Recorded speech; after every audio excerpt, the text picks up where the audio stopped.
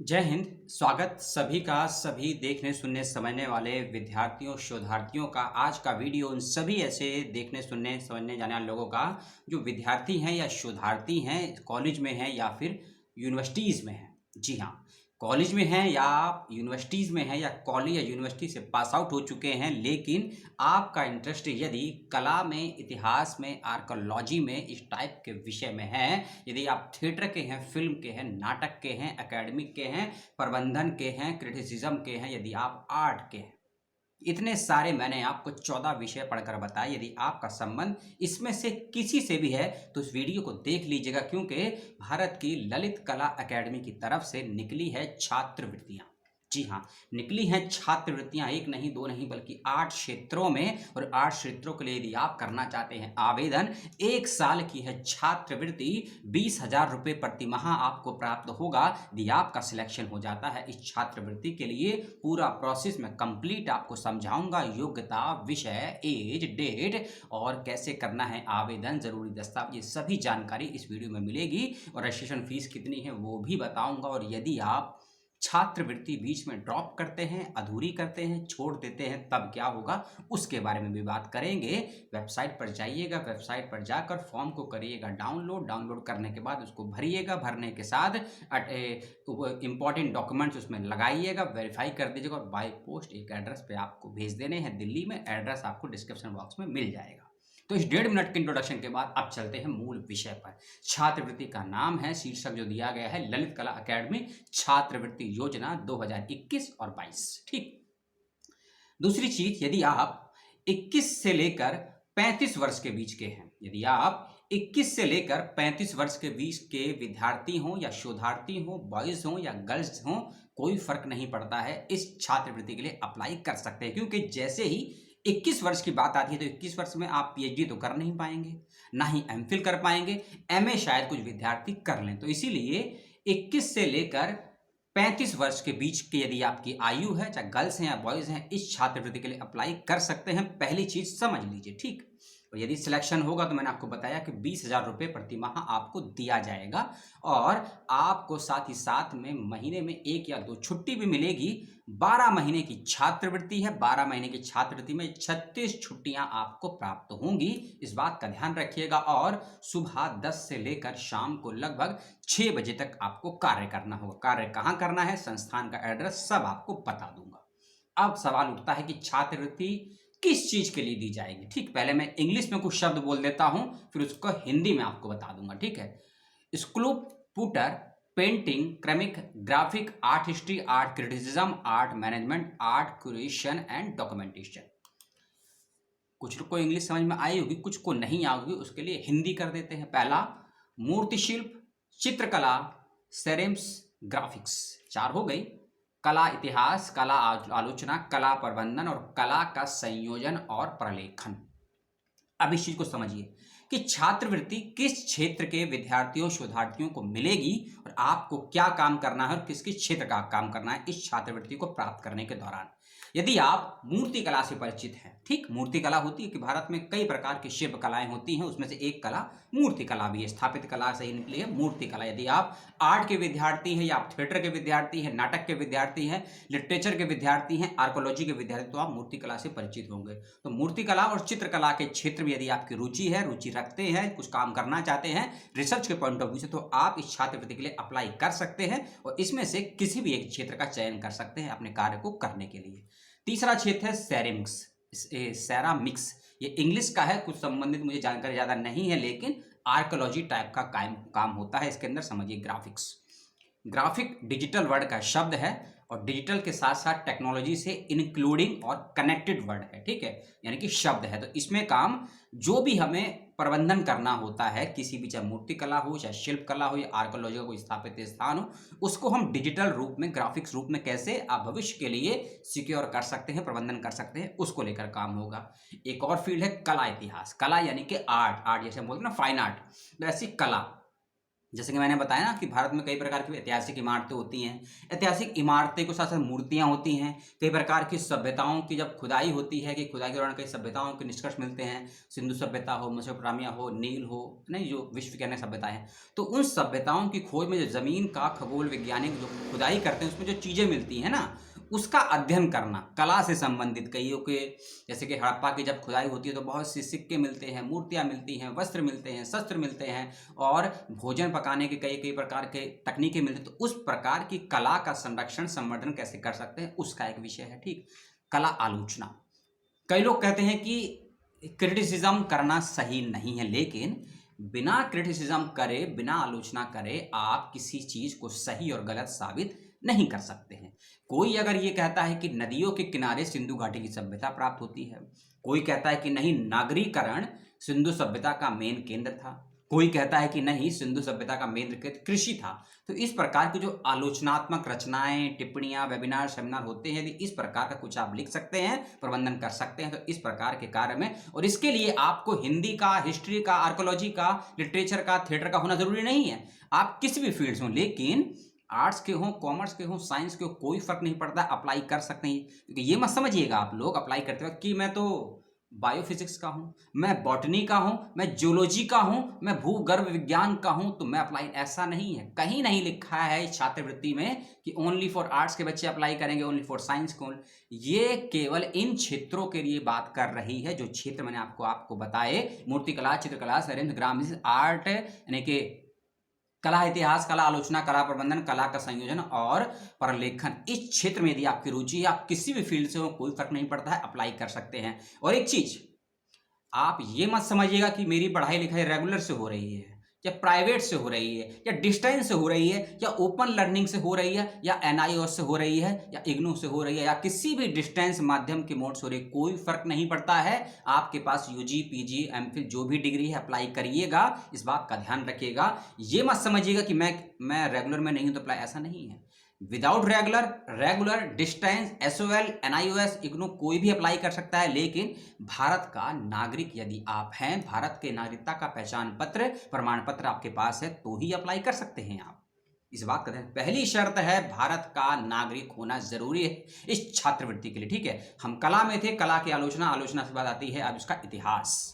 कला का इतिहास आपने पढ़ा होगा, जो लोग एंशियंट हिस्ट्री पढ़ते हैं या फिर प्री हिस्ट्री पढ़ते हैं, ठीक है ना, या फिर आप ये रिलीजियस को पढ़ते हैं, आप हिंदू रिलीजियस पढ़ते हैं, बुद्धिज्म पढ़ते हैं, जैनिज्म पढ़ते हैं, या कोई भी, या फिर गोरखनाथ संप्रदाय को पढ़ते हैं ना, उसमें रिलीजियस का इतिहास लिखा होता है। तो उसी प्रकार कलाओं का भी अपना अपना इतिहास होता है। यदि आप फोक को समझते हैं, लोक साहित्य को समझते हैं, फोक लिटरेचर को, तो वहाँ कई कई डिफरेंट टाइप्स ऑफ कला का जिक्र होता है, आर्ट का जिक्र होता है, उन सभी का एक इतिहास दर्ज होता है। यदि आप, कोई आपसे कहे कि मैथिली चित्रकला क्या होती है, ठीक, कोई आपसे कहे कि गांधार शैली क्या होती है, कोई आपसे कहे मथुरा शैली क्या होती है, ये सब कला और शिल्प को लिपिबद्ध करने वाली अलग अलग डिफरेंट कलाएं हैं। उसको लिपिबद्ध करने के लिए किस प्रकार के टूल्स का, उस टूल्स को प्रयोग करने के लिए कौन से संदर्भ ग्रंथ हो सकते हैं, कला का इतिहास सही क्या है, गलत क्या है, उसके लेखन प्रबंधन के लिए आपको समझ है, आप करना चाहते हैं, तो भी इस छात्रवृत्ति के लिए अप्लाई कर सकते हैं। एक और विषय है प्रबंधन, कला का प्रबंधन, यानी कि मैनेजमेंट, यानी कि आर्ट का प्रबंधन। आपने नाम सुने होंगे आर्काइव से।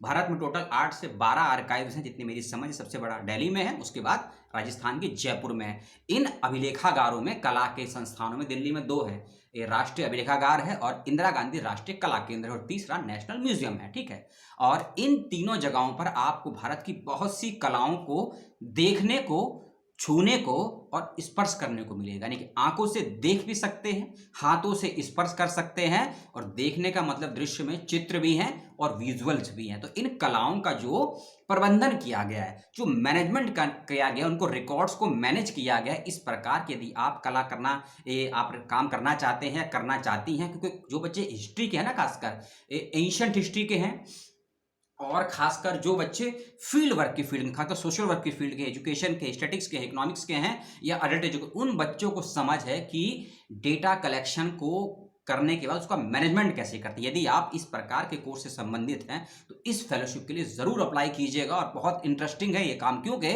आपको नया सीखने को नहीं मिलेगा, आप नया दृष्टिकोण डेवलप कर सकते हैं और अपने दृष्टिकोण को सोसाइटी में यदि अप्लाई करवाना चाहते हो तो वो भी कर सकते हैं, क्योंकि आपकी बुद्धि, आपके विवेक को आप एक मैनेजमेंट के रूप में कार्य करेंगे, एक शैक्षणिक और एक एकेडमिक संस्थान से जुड़कर, तो आपकी बात दूर तक पहुंचेगी। क्योंकि हमारे सब में मन में होता है कि हम जो देखते हैं, जो सोचते हैं, वो हर जगह सुना नहीं जाता है, हर जगह हम उसको लिख नहीं सकते हैं, हर जगह पुस्तक रूप में प्रस्तुत नहीं कर सकते। तो यहाँ आपको मौका मिल रहा है, आपने जो सीखा है, समझा है इन क्षेत्रों के संबंध में, चाहे मूर्ति कला हो, चित्रकला हो, शिल्प कला हो, ग्राफिक्स हो, कला का इतिहास हो, कला की आलोचना हो, कला का प्रबंधन हो, जिसपे हम थे 7वें पॉइंट पे। इसके बाद 8वां आपको एक क्षेत्र दिया जाता है कला का संयोजन और प्रलेखन। प्रबंधन से अगला स्टेप होता है उसको लिपिबद्ध करना, क्योंकि आपने कला की आलोचना कर ली, आपने आर्ट का प्रबंधन भी कर लिया। अब आता है प्रबंधन के बाद उसको एकत्रित एक जगह करके उसको मैनेज करना, उसको एक आप प्रबंध के रूप में प्रस्तुत करेंगे, पुस्तक के रूप में प्रस्तुत करेंगे, किसी रिपोर्ट के रूप में पब्लिश करेंगे, या किसी डॉक्यूमेंटेशन के रूप में एज अ प्रेजेंट और एज अ फ्यूचर टाइम के लिए, अपने देश के लिए। क्योंकि मान लीजिए आपको थिएटर पे काम करना है, या नाटक पे काम करना है, या आपको नुक्कड़ पे नाटक करना है, या आपको जो गली चौराहों में आपने नाटक होते थे उसका प्रबंधन करना है, उसकी समझ कैसे मिलेगी आपको? क्योंकि हम थिएटर देखने जाते हैं किसी बड़े बड़े रूम्स, हॉल्स में, लेकिन कई जगह नाटक अपने चौराहों के बीच में देखे होंगे, यूनिवर्सिटियों में देखे होंगे, कॉलेज में देखे होंगे। तो इन नाटकों का क्या कोई महत्व है? क्या कोई इनका मैनेजमेंट होता है? क्या इसका कोई इतिहास होता है? उसके लिए आपको थिएटर की समझ होनी चाहिए। ऐसा नहीं है, आपने रामलीलाएं देखी होंगी, कृष्ण लीलाएं देखी होंगी, जन्माष्टमियां देखी होंगी, झांकियां देखी होंगी, वो भी नाटक का ही एक फॉर्म है, और नाटक से ज्यादा कला का ही हिस्सा है, आर्ट का हिस्सा है। तो इस प्रकार के क्षेत्र जो आपने देखे हैं और हम बचपन से देखते आए हैं, बचपन से हम रामलीला देखते आए हैं, कृष्ण लीला देखते आए हैं, रामनवमी, कृष्ण जन्माष्टमी सब देखते आए हैं, कलाओं के नए नए रूपों को देखते आए हैं। हम लोगों ने रमजान के बाद के ताजिए को भी देखा है, हमने कृष्ण की रथ यात्रा को भी देखा है, हमने बुद्ध और महावीर की जयंतियां मनाए जाने को भी देखा है, और हमने बहुत से बुरे दिन भी देखे हैं, चाहे किसी की शहादत दिवस हो, चाहे किसी का शहीदी दिवस हो, तो इन सब को सेलिब्रेट किया जाता है कई प्रकार के नाटकों के फॉर्म में, कई प्रकार के कलाओं के रूप में। तो इन्हीं सभी जो मैंने आपको ये लगभग 7 मिनट का इंट्रोडक्शन दिया ना, क्योंकि आपके सवाल आएंगे कि हम तो मैनेजमेंट के नहीं हैं, हम तो हिंदी साहित्य के हैं, हम तो हिंदी साहित्य के हैं लेकिन हमने नाटक नहीं पढ़ा। कोई फर्क नहीं पड़ता है इस चीज को, क्योंकि नई एजुकेशन पॉलिसी क्या कहती है? न्यू एजुकेशन पॉलिसी कहती है कि कोई भी विद्यार्थी किसी भी विषय को पढ़ सकता है, चाहे आर्ट्स का है, साइंस का है, कॉमर्स का है, प्रबंधन का है, मैनेजमेंट का है, कोई फर्क नहीं पड़ता। यदि आपको विषय की व्यवहारिक ज्ञान है, चाहे प्रैक्टिकल ज्ञान ना हो, आप पढ़ सकते हैं। तो उसी प्रकार से समझिए, इस स्कॉलरशिप को करने के लिए आपका कला का विद्यार्थी होना जरूरी नहीं है, बस आपको उस विषय की समझ होनी चाहिए। देखने का, लिखने का दृष्टिकोण यदि आपके पास है, 10 से 12 महीने में इस काम को आप कर सकते हैं, तो इस छात्रवृत्ति के अप्लाई जरूर कीजिए। अब आप कहेंगे लास्ट डेट क्या है? लास्ट डेट का तो मुझे भी नहीं पता है, क्योंकि एक जब आर्टिकल जब क्या कहते हैं ना, विज्ञापन आया था पेपर में, उसमें कहा था कि विज्ञापन आने की तिथि से 1 महीने तक वैलिड है, आप फॉर्म भर के बाय पोस्ट भेज सकते हैं। तो मान लीजिए कि फॉर्म विज्ञापन इसका 1 अगस्त को आया है, ठीक है, तो आप 1 सितंबर तक, सॉरी 31, क्योंकि 30 का महीना है, 30 का महीना होता है, अगस्त 31 का है, तो 31 अगस्त तक बाय पोस्ट अपने फॉर्म को, डॉक्यूमेंटेशन को भेज दीजिएगा, ठीक है, एड्रेस पर। एड्रेस मैं आपको बता देता हूं और नीचे कमेंट बॉक्स में, डिस्क्रिप्शन बॉक्स में दे भी दूंगा आपको, कि कोई तकलीफ ना हो आपको, ठीक है। एड्रेस है सचिव ललित कला अकेडमी, रविंद्र भवन, 35 फिरोज शाह मार्ग, नई दिल्ली 110001, 000 है, ठीक है। फिर से बोल देता हूं, सचिव ललित कला अकेडमी, रविंद्र भवन, 35 फिरोज शाह मार्ग, नई दिल्ली 110001, ये एड्रेस है। इस एड्रेस पर आपको अपना फॉर्म का लिंक भी डिस्क्रिप्शन बॉक्स में आपको दे दूंगा। और हाँ, अब आप कहेंगे सिलेक्शन कैसे होगा? देखिए, कोई एंट्रेंस नहीं देना है आपको, सिलेक्शन के पॉइंट ऑफ व्यू से अपना फॉर्म भरिए, एकेडमिक डॉक्यूमेंट्स लगाइए, आपका कोई, अरे हाँ मेन चीज तो बताना भूल गया आपको, अरे यार गलती कैसे होगी, माफ कीजिएगा। आपने अपने जीवन में, चाहे आपने स्कूल लेवल पे, कॉलेज लेवल पे, यूनिवर्सिटी लेवल पे, चाहे 8th क्लास में, 10th क्लास में, 12th क्लास में, 11th क्लास में, BA में, MA में कोई नाटक किया है, कोई नाटक लिखा है, किसी नाटक में कोई अभिनय किया है 2 मिनट का, 5 मिनट का, उसका यदि कोई प्रमाण पत्र है आपके पास, उसको जरूर लगा दीजिएगा।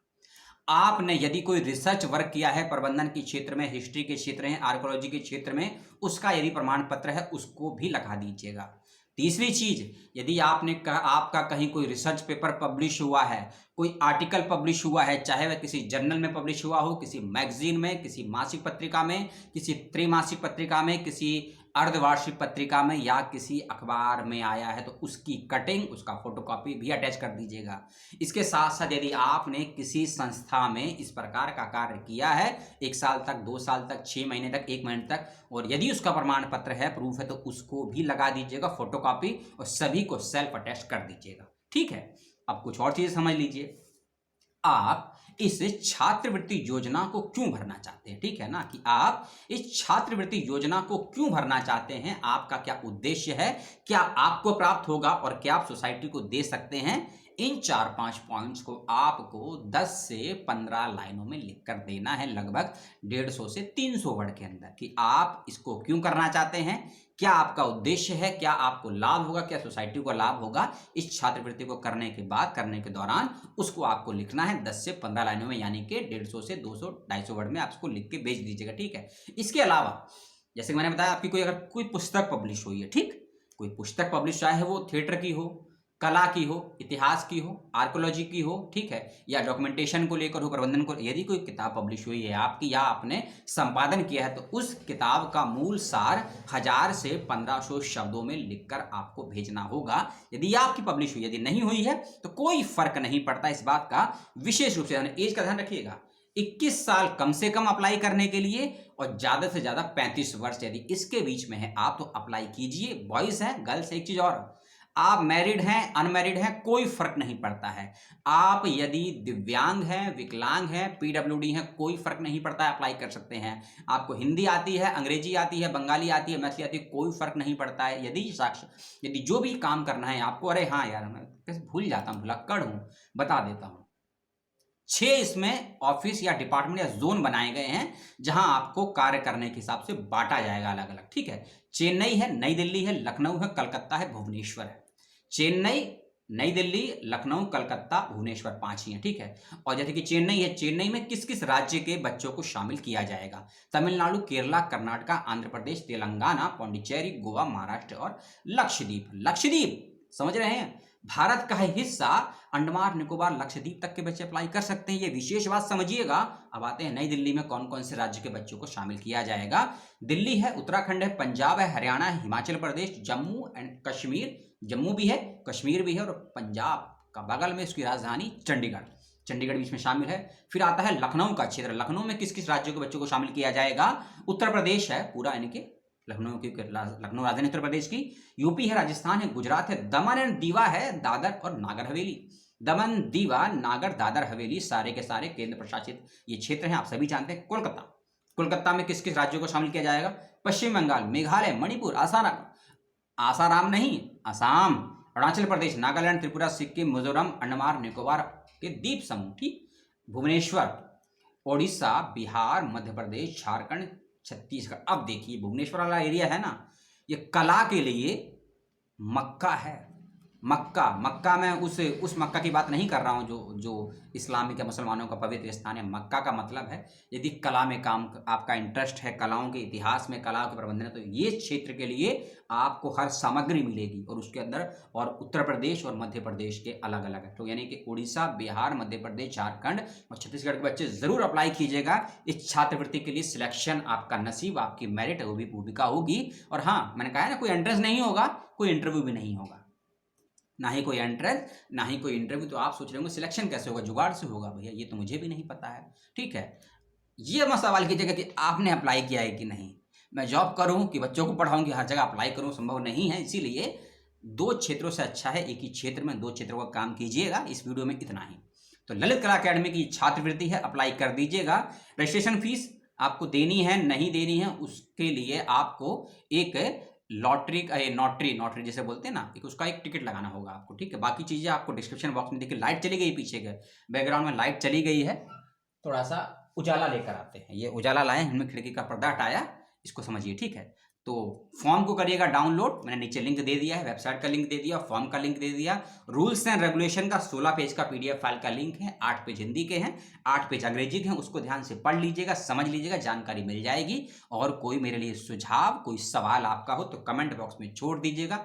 3-4 दिन से पेंडिंग था इस विषय पर वीडियो, क्योंकि स्वास्थ्य खराब था, मौसम भी ठीक नहीं था और समय भी बहुत कम था, तो 3 दिन की लेट हुई, मुझे माफ कीजिएगा। और जल्दी फॉर्म भर दीजिए, जल्दी फॉर्म भर दीजिए। वीडियो को शेयर करना हो शेयर करिए, लाइक करना हो लाइक करिए, डिसलाइक करना हो डिसलाइक करिए। चैनल को सब्सक्राइब अनसब्सक्राइब जो करना हो करिए। 20 मिनट आपके ले चुका हूं। यदि 20 लोगों ने वीडियो को देख लिया तो मेरा बनाने का उद्देश्य हो जाता है सफल। अपना और अपनों का ध्यान रखिएगा। नेक्स्ट वीडियो में आपसे मिलूंगा बहुत जल्द। जय हिंद, जय भारत, सलाम।